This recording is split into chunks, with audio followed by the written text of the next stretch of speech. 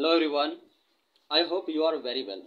इस कहानी के माध्यम से हम आपको इंग्लिश पढ़ने के लिए और समझने के लिए सिखाते हैं। तो आप बने रहिए इस वीडियो में और सीखते रहिए। तो चलिए, सबसे पहले इसका शीर्षक क्या है। इसका हेडिंग है the poor man and the rich man, यानी पुअर मैन गरीब आदमी एंड और द रिच मैन और अमीर आदमी, गरीब आदमी और अमीर आदमी, इन दोनों के बीच में क्या फर्क है, इस कहानी में आप यही सीखने वाले हैं। कौन खुश है कौन खुश नहीं है, ये सीखने वाले हैं। तो चलिए देखते हैं। कहानी है अ लॉन्ग टाइम अगो। यहाँ से यहाँ तक समझिए। अ लॉन्ग टाइम अगो का मतलब होता है बहुत समय पहले। देयर वर टू नाइबर्स, यानी दो पड़ोसी थे। वन वॉज एक्सट्रीमली रिच, कि दोनों में से एक बहुत अमीर था। एक्सट्रीम मतलब अत्यंत, रिच बहुत अमीर था। वाइल जबकि द अदर यानी दूसरा वॉज एक्सट्रीमली पुअर, और दूसरा जो था बहुत गरीब था। एक्सट्रीम मतलब अत्यंत गरीब था। बट लेकिन while the poor neighbour slept without care, यानी लेकिन जब भी पुअर व्यक्ति जब भी सोने जाता था, स्लेप्ट सोने जाता था, विदाउट केयर का अर्थ होता है बिना किसी चीज को ध्यान में रख करके। जैसे उनके पास पैसा, जमीन जायदाद, उन सभी चीजों के बारे में वो नहीं सोचता था। ठीक है, वो जाता था चुपचाप बेड पे सो जाता था, किसी चीज की उन्हें चिंता नहीं होती थी, जो गरीब होता है। ठीक है। द रिच नाइबर, यानी जो रिच पड़ोसी था, वो कुड हार्डली स्लीप, वो मुश्किल से, हार्डली मतलब मुश्किल से ही सो सकता था। हार्डली कुड का प्रयोग हुआ है, मुश्किल से ही सो सकता था। For he was always worried that his wealth might be stolen, यानी ये जो रिच व्यक्ति है ये चिंतित रहता था। वो सोने जाता था तब भी चिंतित रहता था, चिंतित रहता था। किस चीज के लिए? तो वो सोचता था माइट बी का प्रयोग संभावना दिखाने के लिए किया जाता है। तो यहाँ पर संभावना ये है कि जो अमीर इंसान है इसे डर होता है कि कहीं मेरा जो धन है वो चोरी ना हो जाए। तो कह रहा है कि वेल्थ माइट बी स्टॉलन का अर्थ होता है चुराया, या कहीं चुरा न ले, इस चीज की संभावना रहती है, इन्हें संदेह रहता है। जिस वजह से ये जब भी सोने जाते तो इन्हें डर लगा रहता, चिंतित रहते, इन्हें चिंता रहती इनके दिमागों में। वन डे, एक दिन, द रिच नाइबर, एक दिन रिच नाइबर यानी रिच पड़ोसी जो धनी थे, वो थॉट सोचा, ऑफ हेल्पिंग, ऑफ का प्रयोग हुआ है हेल्पिंग का, मदद करने के लिए। किसका? हिज पुअर नाइबर, यानी उसके, हिज मतलब उसके पुअर नाइबर जो थे यानी पड़ोसी, हिज पुअर नाइबर यानी उसके जो गरीब पड़ोसी थे उनका मदद करने के लिए इन्होंने सोचा। सो इसीलिए ही वेंट टू हिम, और ये गया, हिम वहां पे गया, went to him and said, उनसे कहा, उनके यहाँ गया और उनसे कहा, I wish to help you, कराई कि I wish to help you यानी यू, कराई कि मेरी इच्छा है तुम्हारी मदद करूं। ठीक है, कराई कि मेरी इच्छा है कि मैं तुम्हारा मदद कर दूं, तुम जो गरीब हो इसके लिए। ठीक है, ऐसा कह रहा है अमीर इंसान ने। Take this pot of money, ये जो पॉट ऑफ मनी है, इस जो घड़े में पैसे जो हैं, सोने के सिक्के जो हैं, वो उन्हें करा कि टेक दिस यानी ये ले लो, take this pot of money, ये जो भरा हुआ सोने के सिक्का से पॉट है उसे ले लो। द पुअर नाइबर ये जो गरीब पड़ोसी हैं, वाज एक्सटेटिक का अर्थ होता है खुशी से, आनंदित होकर। ठीक है, the poor neighbour was ecstatic, खुशी से आनंदित हो जाता है, खुशी से भर जाता है। He could not believe his eyes, उन्हें विश्वास नहीं हो सकता था, उन्हें विश्वास ही नहीं हो रहा था, वो विश्वास नहीं कर रहा था अपनी आंखों पर। कौन? पुअर।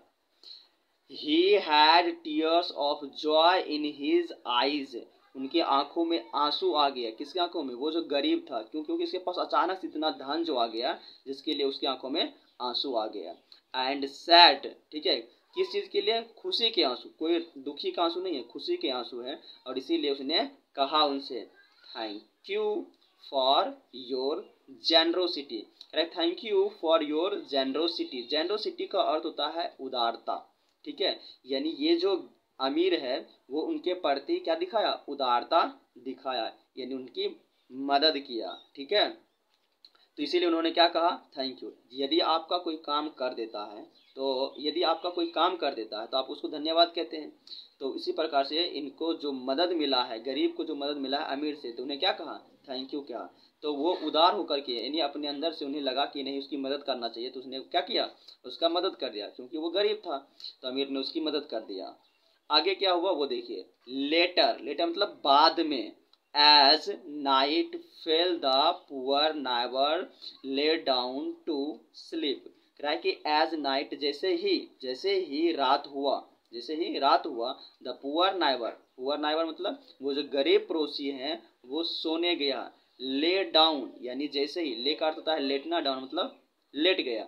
जैसे ही वो सोने के लिए लेटा बेड पे यानी बिस्तर पर, टू स्लीप, जैसे ही सोने के लिए गया और वो सो गया, अपने बेड पे लेट गया, ठीक है। यहाँ पे सिर्फ लेट डाउन का होगा, लेट गया बिस्तर पे, किसके लिए? टू स्लीप, सोने के लिए। बट स्ट्रेंजली, उन्हें अजीब सा महसूस होने लगा। जैसे ही वो लेटा सोने के लिए बेड पर, उन्हें अजीब सा महसूस होने लगा। Strangely he could not sleep, वो सो नहीं सकता था। ही कुड नॉट स्लीप, वो नहीं सो सकता था। किस चीज़ के लिए? तो उसके दिमाग में पैसों की चोरी होने का भय चलने लगा। He kept worrying about the pot of money, उनके दिमागों में क्या चलने लगा? चिंताएं घेरने लगी, लगातार चलने लगा। About the pot of money, किस चीज़ के लिए? वो जो पैसा भरा हुआ था, वो जो सोने का सिक्का भरा हुआ था उस पॉट में, उसका चोरी ना हो जाए, कहीं वो खो ना जाए, ये चिंताएं उसको सताने लगा। किसको? उस गरीब को। when डे डॉनेड, ठीक है, कह रहा है कि जब दिन चढ़ने लगा। डॉनेड का अर्थ होता है दिन चढ़ना। जैसे सुबह हुआ तो धीरे धीरे दिन चढ़ेगा। कह रहा है कि जब दिन चढ़ने लगा, he return the pot to the rich, एक ही रात रखा और पूरी रात कैसे? ये सोया नहीं पूरी रात, ठीक है, उस पूरी रात इन्हें बेचैनी होते रहा गरीब को कि कहीं चोरी ना हो जाए, कहीं चोरी ना हो जाए। जिस कारण से वो अगले दिन जैसे ही दिन चढ़ा, ही रिटर्नेड, उसने जाकर के क्या कर दिया? रिटर्न कर दिया, वापस कर दिया। The pot to the rich, वो जो पॉट था रिच का, द रिच जिसका था, उसको ही वापस कर दिया।